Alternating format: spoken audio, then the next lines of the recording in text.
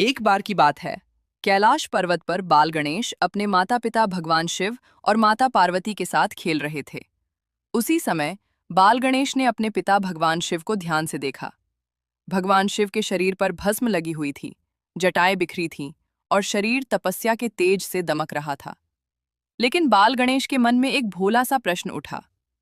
बाल गणेश ने मासूम स्वर में कहा, पिताजी, क्या आप एक बार बिना भस्म लगाए रह सकते हैं?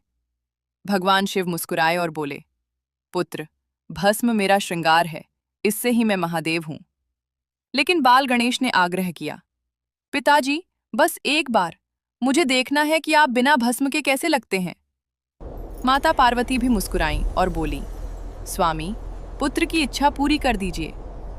भगवान शिव ने बाल गणेश की बात मान ली। उन्होंने भस्म त्याग दी, जटाओं को सुसज्जित किया और शांत मुद्रा में खड़े हो गए। उस क्षण कैलाश पर्वत पर अद्भुत प्रकाश फैल गया। भगवान शिव की सुंदरता इतनी अलौकिक थी कि देवता, ऋषि और गंधर्व सभी आश्चर्यचकित रह गए।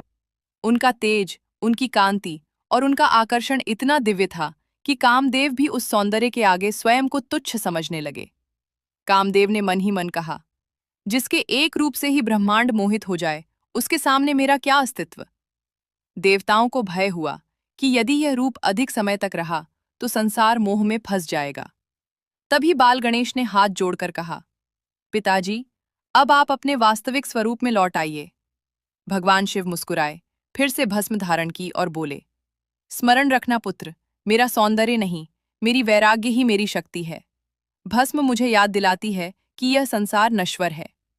तभी से भगवान शिव को भस्मधारी, वैरागी और महादेव कहा जाता है।